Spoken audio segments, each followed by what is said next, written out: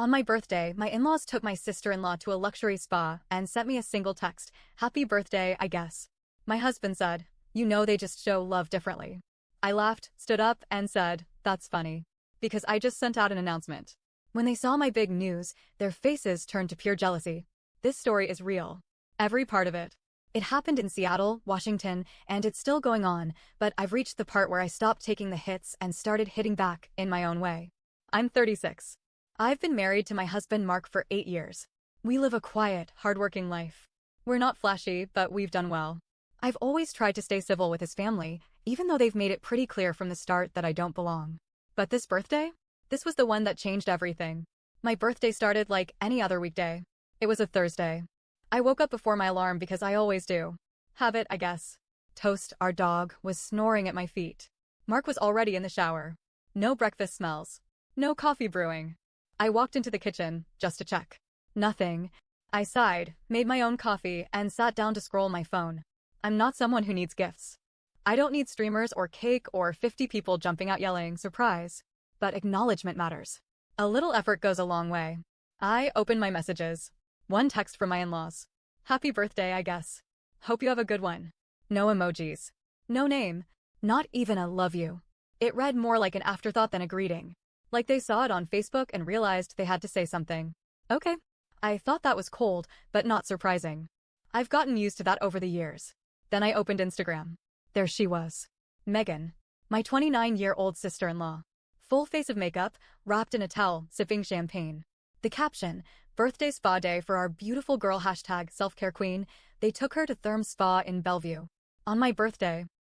She wasn't born that day. It wasn't even her birthday week. There was literally no occasion. They just picked my day to roll out the red carpet for their princess.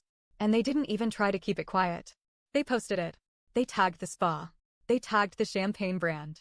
It was all over my feed. Meanwhile, I was sitting alone with instant coffee, staring at a text that felt more like a slap than a wish. Mark came out of the shower, towel around his shoulders, asking if I wanted to go to IHOP later. I showed him the post. I didn't even say anything. Just handed him the phone. He looked at it, nodded slowly, and said, "You know they just show love differently." That was it. That was his whole response. Like I was supposed to accept this pattern forever. Like I was supposed to be okay with being treated like a ghost while they pamper Megan like royalty. That moment hit hard.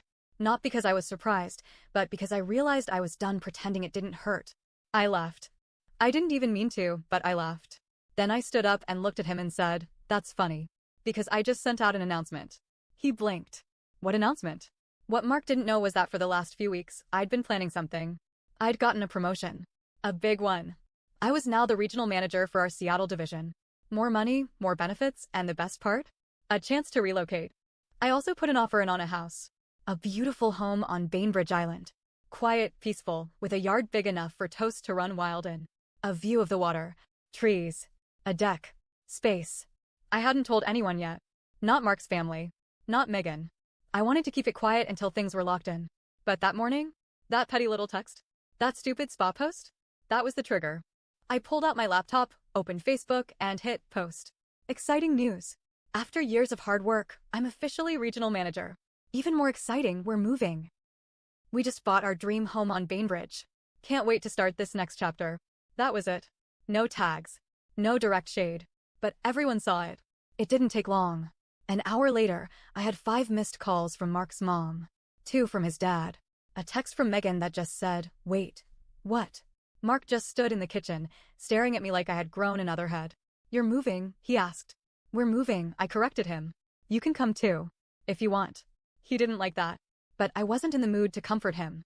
Later that evening, we went over to his parents' house. They invited us for birthday dinner, which was honestly laughable. If I hadn't made the announcement, they wouldn't have even remembered to do it.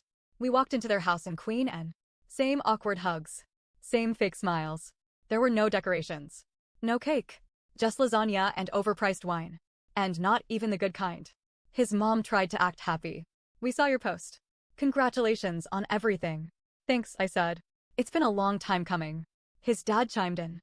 "Bainbridge is a bit of a jump, isn't it?" "Not really," I replied. "We've been planning for months." I wanted something different. Something that feels like home. Megan didn't say much at first. She just kept checking her phone like she was waiting for someone to save her from the conversation. Then she finally asked, so, when do you move? 2 weeks. Wow, that was fast. I nodded. Yeah, it's funny what happens when you focus on your own lane. Silence. Long awkward. Delicious. Mark cleared his throat. No one knew what to say. And I didn't fill the silence for them. 3 days after that dinner, something weird happened. Mark left his phone on the kitchen counter while he went out to walk Toast. I wasn't trying to snoop. I swear I wasn't. But the screen lit up, and I saw a message preview that stopped me cold. It was from his mom. She's always making you look like the weak one. Don't let her control you. Megan would never treat family like that. My stomach dropped. I knew his parents didn't like me. I knew they favored Megan. But this? This was different. This wasn't just passive-aggressive jabs over dinner. This was planting seeds. This was sabotage.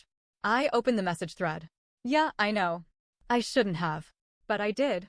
And what I saw was pages and pages of them talking about me. All behind my back. All while smiling to my face. She just wants to feel important. It's not even a real house if it's on an island. You should have married someone who fit better with our lifestyle. This whole thing is her way of punishing us. Punishing them? They acted like me getting promoted and buying a house was revenge. Not ambition. Not success. Just a scheme to make them look bad. I sat there shaking. Furious. Hurt. Embarrassed. And more than anything, done. When Mark got back from his walk, I didn't waste time. You need to read this, I said, holding his phone out. He looked confused, then saw what I had open. His face turned pale. Why were you reading my messages? Because they're about me, Mark. He didn't say anything for a long time. Just sat down at the kitchen table, rubbing his hands through his hair. They didn't mean it like that. Don't defend this. Not again. They're just worried. They think you're taking me away from them. They never had you. I've been the one here. Supporting you. Showing up. Putting up with their nonsense while they roll out the red carpet for Megan. He didn't argue. He knew I was right. So I gave him the line I had been holding in for too long. When I moved to Bainbridge, I'm going with or without you. A week later, we were packing boxes. I was halfway through sorting the kitchen when Mark walked in, holding a shiny cream envelope. It was from Megan. What is this? I asked. He handed it to me. Inside was a formal invite. Gold lettering. Ribbon tied. Megan's pre-engagement celebration brunch. At the Four Seasons. Rooftop. Full catered meal. Open bar. Champagne tower. Custom floral installations. Guests were told to wear pastel formal wear. A pre-engagement brunch. Not even an engagement party. Just a brunch to celebrate that she might get engaged soon. And you know what date it was scheduled for? The same day we were moving. They sent me that invitation knowing I couldn't come. Knowing I'd be knee-deep in moving boxes and paint samples. It was a message, you're not one of us. And we're not slowing down to wait for you. So I made a move of my own. I RSVP'd no, but I didn't just leave it there. I made a post. It wasn't shady. It wasn't loud. But it hit where it hurt. To everyone who's been part of our journey, thank you. We're moving into our new home this weekend. Couldn't have done it without those who truly support us. You know who you are. I added a few photos, me with Toast on the ferry deck, wind in my hair.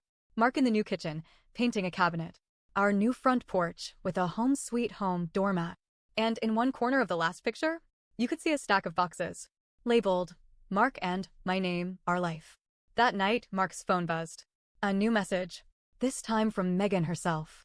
I didn't want to say this at the brunch, but maybe it's time you guys take a break. Everyone feels like she's trying to replace us. She's changing you. You're not even the same person since she got promoted. I saw it. Again. Because at this point, he was showing me everything. And then he said something I didn't expect. They're right. I'm not the same. I'm finally growing up. And I'm not going to lose you over their bitterness. He picked up his phone. And he did something else I didn't expect. He texted his mom. His dad. Megan. A group chat. We're moving this weekend. I love you all, but I'm not going to keep living like I owe you my life. If you want to be in my future, show up. If not, stay out of the way. No response for 2 days. Then his dad replied. Good luck with the island life. Don't say we didn't warn you. That was it. No, we love you. No, we're happy for you. Just a warning. 3 days before the move, I got a call from our real estate agent, Julia. Sweet woman. Very chatty. Hey, just wanted to confirm Saturday's walkthrough before closing. Oh, and congratulations again. Thanks. We're excited. Oh, and I almost forgot, someone from your family was asking about the property. Said she was your husband's sister. Megan. My hand tightened on the phone. Sorry, she was what? Yeah, she called last week. Said she was considering buying something nearby and wanted to get a sense of the area. Asked a lot of questions about your house, the layout, the price. I didn't say anything for a second. Did you give her a tour? Of course not. I said I couldn't release that info without your permission. But she was persistent. I thanked her and hung up. Megan was trying to move to Bainbridge. After all the drama, all the shade, all the fake texts and subtle digs, now she wanted to follow me. I couldn't believe it. Actually, I could. But it still made my blood boil. Later that evening, I drove over to the new house to drop off some smaller boxes. It was quiet. Sunset. I pulled into the driveway and immediately noticed something strange. The side gate was open. That gate had been locked. I was sure of it. I got out slowly and walked around the back. And there she was. Megan. Standing on the deck. Barefoot. Wearing some flowy expensive top like she was posing for a lifestyle blog. She turned and jumped when she saw me. Oh my God. I thought no one would be here. What are you doing here, Megan? I was just looking. I love the porch. And the trees. And the whole vibe. It's very me. It's not. It's me. And it's ours. Relax. I wasn't going to touch anything. You're trespassing. She rolled her eyes. Laughed. Oh, come on. We're family. That word family hit a nerve. Because for years, I tried to believe that. I tried to fit into theirs. I tried to shrink myself, smile at the right time, let their coldness slide off me like water. And now, Megan was standing in my backyard, trying to act like this was hers. You need to leave. Wow. Really? You crossed a line. You crossed a lot of them. But this? Coming to my house before I even move in? That's not curiosity. That's obsession. She scoffed, mumbled something about me being so dramatic, and walked right past me, slamming the gate on her way out. I stood there, shaking, angry, but also very, very clear about something. This wasn't over. We moved in 2 days later. It rained. I was exhausted but happy. There's something about the smell of a new place, fresh paint, new beginnings, boxes stacked like hope. By nightfall, we were sitting on the living room floor, eating pizza straight from the box. Mark was in better spirits. He helped unpack. He was trying. But then the doorbell rang. I opened it to find a large white basket on the front steps. No one in sight. Wrapped in plastic, tied with a bow. There was a card. Welcome to the island. From one local to another, winky face, my stomach turned. Inside the basket was a bottle of cheap rose, some eucalyptus soap, and, I'm not kidding, a copy of Marie Kondo's The Life-Changing Magic of Tidying Up. Message received. She wasn't just watching. She was trying to claim space. Again. 2 weeks passed. No contact. Peaceful days. New job. Sunset ferry rides. Fresh air. I was slowly starting to feel like myself again. Then I got a call from HR. Hi, is now a good time? My heart dropped. Yes, we've had someone reach out to corporate with some claims. About your leadership. What kind of claims? It was anonymous, but detailed. They said you were misusing your position. Favoritism. Unprofessional behavior. Threats. I couldn't breathe. That's not true. We know. Your record's clean. And the regional VP vouched for you immediately. But we wanted to make you aware. Someone's trying to undermine you. I thanked them and hung up. My hands were shaking. It was her. I couldn't prove it yet, but I knew. She was trying to ruin my job. My new life. All of it. And that's when I realized something. Megan wasn't just jealous. She was threatened. Because I stopped waiting for their table and built my own. And now that I had it, she couldn't stand being on the outside. I couldn't prove Megan was behind the anonymous complaint to my company, not legally, not yet, but the timing was perfect and the tone? It was too familiar. The exact same backhanded language I'd heard her use at brunches and family dinners. And I was done being polite. So I made a plan. I knew the entire family would be gathering soon. Mark's parents were throwing a retirement party for his dad at a country club in Bellevue. Megan had been bragging about it for weeks, saying it would be classy, tight guest list only, and not something everyone would appreciate. She didn't invite me personally. She made sure of that. But Mark was invited. Of course.